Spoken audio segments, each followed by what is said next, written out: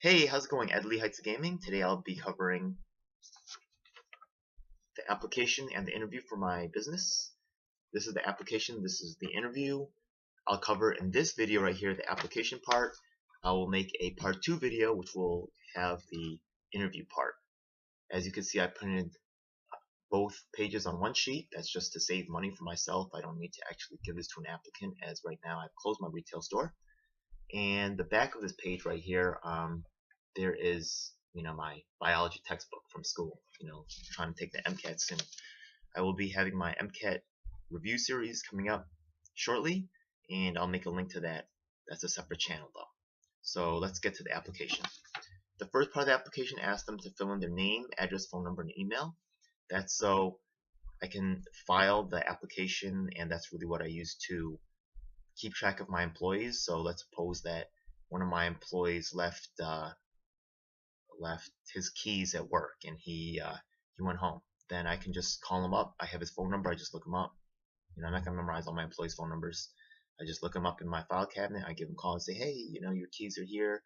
Come on back. Things like that. The next question that they fill in is their typing speed. I do a lot of web content, so typing speed is very important. Let's suppose that someone has a typing speed of 60 words per minute. That's a decent speed. Or someone has an 80 word per minute typing speed. That's pretty good typing speed.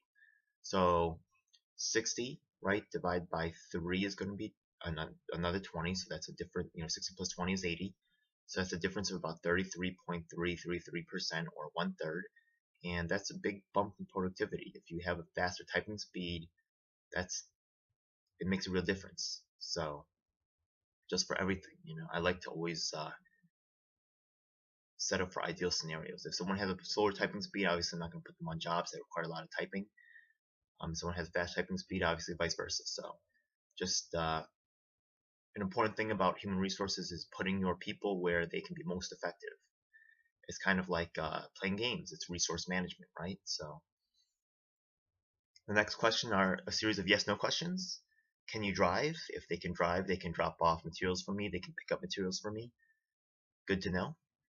Do you know HTML? I do a lot of web work, so the more familiar they are with HTML, and if they can do even SQL or PHP, that would be great.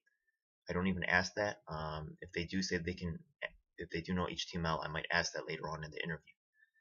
Are you familiar with any blogging softwares? Once again, another question to really find out their familiarity with the web. Also, I do believe the business is moving towards content provision versus actual retail, and you can see me making that move myself. I moved out of the retail side of the business and into content provision. So blogging software can help create good search engine optimization, as it's always creating new content, and it will raise the search ranking, and that's something I'm definitely looking for. So if I can't find an employee to blog for me, I'll just do it myself. This is a very common recurring theme for a small business. The owner ends up doing a lot of stuff himself. I did have some employees that were really good. I love my man Duncan. If he has a YouTube channel, I'll link to him. He does a lot of, he's personally doing reviews and blogs on phone software and things like that. And as an employer, we're always looking for our employees to excel. Some people have this kind of mentality like, oh, my employer doesn't want me to excel because they just want to keep paying me a little bit of money. Well, if you can earn more money, then I can give you a percentage of that money, or even all of that money. Even if I give you all of the money that you are generating, you're still increasing my brand name and recognition. So I'm still benefiting even in a side way, you know. So definitely want that to happen. Of course, I'll try to put a little bit of the deal in for myself as well. But I would really gladly give you the money if you know how to negotiate right. If you don't know how to negotiate right, then yeah, I'll take a percentage. That's just business. Are you working any other jobs right now? I want to know if there's going to be any conflicts.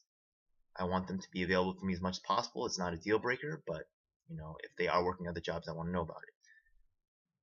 Have you ever been arrested? Um, that leads to a hilarious story. One guy comes in late for I have filled in the application. He brings it back and he says, "Oh, I'll bring it by to you at noon." And he brings it in late. And he says, "Ed, I was late because I was at my probation officer. my probation officer held me up, and I was like, okay, so we all make mistakes. I understand. Well, what happened? And he's like, I was robbing some guy's house and I got arrested. And I'm like, well, we all make mistakes. So how'd you get arrested though? Didn't you run? And he's like, no, I just stayed there. And I said, well, why don't you run? And then he said, my friend just left me behind. And I said, yeah. So you're robbing some guy's house, the alarm goes off, your friend bolts out the door, you just stay in the house looking around, and you don't even try to run. No, I didn't, Ed. Okay. This guy's not getting a job, obviously, right? Not only is he a thief, but he's also the type of guy that's a really, dumb thief. I'm sorry if you're seeing the video, man. I'm not trying to pick on you. I'm not going to name your name, but you need to fix that up. You're never going to get a job that way, okay? All right. That's really just something that really stood out for me. Do you think most people are honest? A related question would be, do you think if someone has the opportunity to steal, they will take it? This is an interesting question, and you'll see this pop up on quite a few applications. If you're hiring someone to do stock, then the thing is that you want them to answer, no, I don't think people will steal, and yes, I think most people are honest, because they themselves are honest and they see other people as honest. However, and this is very, counterintuitive, if you're hiring someone for management, you actually want to answer the other way. You want them to answer, no, I don't think most people are honest, and yes, I think if someone has the opportunity to steal, they will take it. Let's say, for example, that you have 100 people that visit your store in a day, and then 2 people start to engage in activities and they start to take things. They start to play games with the cashier to try to, rip them off. Then the manager has to be able to anticipate these problems and stop them before they even occur. So someone who's naturally suspicious will be devising those kinds of, plans and, procedures to stop those things from happening before they even occur. If they answer, do you think if someone has the opportunity to steal, they will take it? And they answer, no, I mean, they should at least, they usually pause at that time when they're answering that question. A lot of times I would ask these questions verbally to see how they would respond.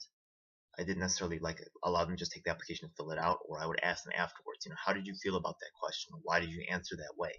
To really understand their mind frame. If they could give the answer, yes, I think most people are honest, and then if they say, but I think it's important to be careful, then I would say that's someone I would really think about for a management position, or I would remember that and I would make a note of that and give them possibly more responsibility later on. Just, I do want people to be honest, and if they do think that other people are honest, that wasn't necessarily the biggest mark against them, but I would caution them. If I gave them a job where they were responsible for overseeing something, and say, look, I understand that you're an honest person, but you have to realize that people will try shenanigans, and I might even relate a couple of stories and say, look, you have to be careful because there's goods here and people will try to take them. Do you have any relatives in the gaming industry? Hey, if you got a connection, I want to know, I want to benefit from it. So I do ask that question.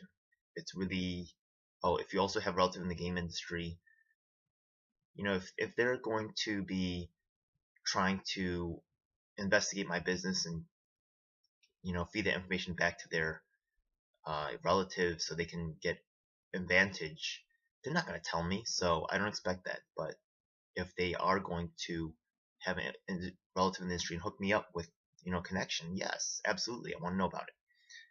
Sometimes people just forget about these things, and as a manager, you need to really understand your employee and everything that they can bring to the business. Can you lift over 100 pounds? A lot of people couldn't, not necessarily because they were physically incapable, but because they just weren't motivated. I weigh 160. I had employees that were twice my size, and they didn't want to break a sweat. So when it was time to move some shelves or, my video game cabinet, they were just like, oh, I can't do it. So it all fell on me. Oh well, that's just the reality of the business. I don't understand that they were not making like bonkers money, but I did have a tendency to hire big guys. And you'll see in my pictures from the store, if I don't already have them posted in my channel art, you can visit our Facebook page and you can see that, especially working events, I would just hire big guys. They're able to move tables around, chairs without getting exhausted, and that, they also just have physically dominating presence for events where, especially for Yu-Gi-Oh events where a lot of crime, stealing, theft occurs from other players. It's a wild west out there. You're dealing with a lot of young teenagers.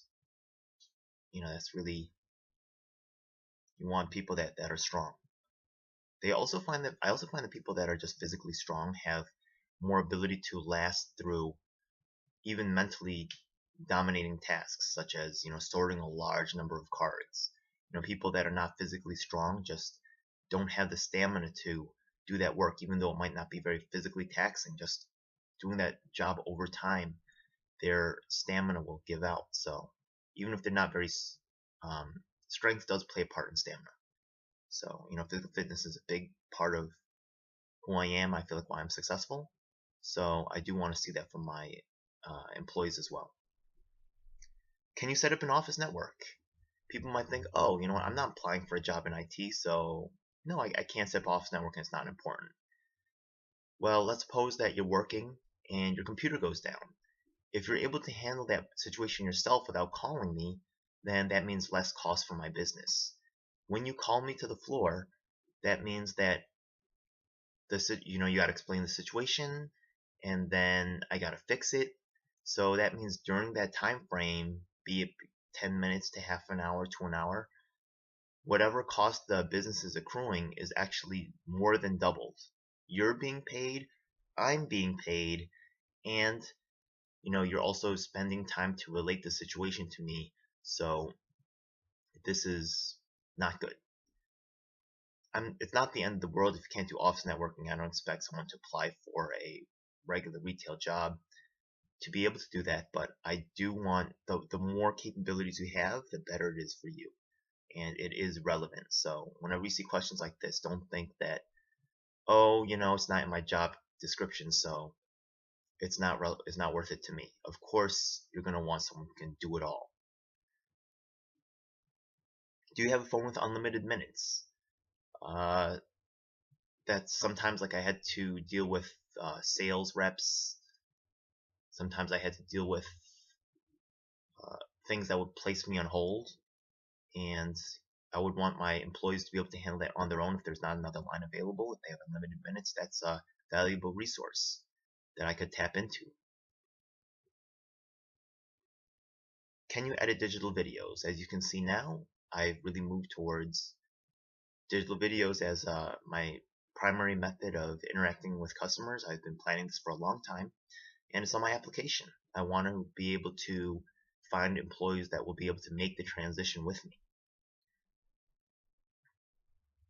Have you ever been awarded for excellence? I would really like people to be awarded for excellence. I want someone who's a proven earner for their organization and someone who just has places a high value on achievement and productivity. Have you ever been placed in a position of trust?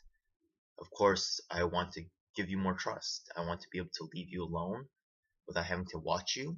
Of course, I'll be watching anyways, but I want to be able to trust that you'll be able to handle situations. So, something goes crazy in the game room or someone spills something toxic, they brought in, people do all kinds of weird things in stores. It's a public environment. Someone might bring in, some, like a tray of nail polish and drop it and it stinks up the whole store. Are they going to be able to handle it, or are they going to have to call me to tell them what to do? A position of trust usually means that they're comfortable taking responsibility, themselves, and that's something I really look for. Someone who's able to operate on their own independently. Are you good at multitasking? This is actually a trick question to really catch millennials. It's not really like the worst thing to say, yes, I'm good at multitasking, but a lot of millennials have a overinflated sense of their ability to multitask, and you'll often see this on their resumes again and again, like, what are my strengths? And they'll say, oh, multitasking. Studies have shown that people that multitask are less efficient in both categories that they're working on. It's better if they can just focus and work on one task at a time. However, stores do have a lot of multitasking involved. You'll be working with one customer and then another customer just interrupts and asks for something. You may have to be giving someone a ruling during a tournament. Others employee comes in and asks what's going on. While you're dealing with another customer, you may have to just give them a quick answer while you're searching for a card or a particular piece of merchandise. So it's not the end of the world if you say yes. I would prefer a no, and with a good explanation. I also understand there's pressure on a person to say yes, I'm good at something. So that's not the end of the world either. But that's just a little something that I just want to really try to understand my employees a little bit more. And I would tell them, multitasking is something that they should be careful about, because a lot of people make mistakes when they multitask. And if you have the register and you start like forgetting to ring things up and things of that nature, those mistakes can be affecting the bottom line in a serious way. So I asked them to be careful about that. What was your GP in high school? What was your GP in college? And then I usually ask for explanation. If they have a great GPA, there's nothing to explain. It makes me feel better about them. If they don't have a good GPA and they're like, oh, I don't care, school doesn't matter, then, there's a lot of people that also say my job doesn't matter. It's just a minimum wage job. It's just a summer job. I don't care. Those are not the kind of people that I want to hire. Imagine that, a lot of times people just really think about it as a customer or as the employee. They don't think about it as an employer. So think about like you hire someone to wash your dishes and they do a crappy job, and they finish and you look at the dishes on the rack and there's food still stuck to them and you got to redo it yourself. You're not going to be happy about paying that person. Or they're supposed to be washing dishes and they're on the phone chatting with their friends and you're paying them by the hour. You'd be like, come on, man, I'm paying you and you're just chatting on the phone. That's not really cool. So really try to place yourself in the employer's shoes when you answer these questions and really understand why they're asking the questions they're asking. If you can't figure out, then feel free to put something in the questions or comments below, and I'll try to help you understand what they're trying to achieve with the questions that they're asking. And whatever assistance I could give you, I'm glad to provide that. What accomplishments are you, now these are some fill in the blank questions. What accomplishments are you most proud of? This really helps me to understand what motivates that individual. If they are proud of, let's say, like a good GPA, that's okay, but that shows me someone who's kind of like thinking more within the system. They're probably going to be a by the numbers person. Their parents and their school has told them that a good GPA is important, and they're just kind of like reciting what society has told them. They're not really showing me that they're an independent thinker. If someone's, one thing that I really like are people that are compassionate and people that have that show responsibility to their fellow human being. Someone's not just on a business level, like oh, someone fell and hurt themselves in the game room, and they're understanding how to take care of it from a liability aspect to protect the business. But I just think that they're just morally, like the things I said before about like understanding things from an employer's perspective, things like that. People that are compassionate and people that have empathy have a better ability to understand where the employer's coming from, versus just thinking for themselves, oh, what's in it for me, and not being able to understand what the employer really wants and why they want that. So that's something that I really look for, just because it just leads to better overall relationships and long-term satisfaction from both parties. And also because I really like compassionate people, besides just the fact that they're just usually giving me a better return on investment, I just have a personal passion for that, and as the boss I can reward people that share the same values as me, and I do that. What positions of trust and or leadership have you held? I do want people to be leaders. Once they're maintaining the counter, people look at them as authority figure. You are the store employee, so I'm asking you, oh, what does this do? Or where should I go? Or, what's the right way for me to, what should I buy? As you should be able to command some type of respect and talk about things intelligently. So those kinds of things engender trust, and those things end up assigning you as a leader. And I want you to lead people towards buying more products, and also, satisfying them. Don't sell them something that they don't want or need. Well, maybe something they don't need is okay, but don't sell them something that they're not going to be happy with in the long term. And that's pretty much the questionnaire, the application. Once again, if you have any, application questions you're filling out and you're like, oh, this seems weird, feel free to put something in the comments below. Send me a message with your questions. I'll be glad to answer them. And have a great day. Make sure you stay tuned for part 2. I really think that that's going a lot more in depth with the interview questions. That's really where I flesh out people that have just passed the initial barrier, which is the application process. So have a good one.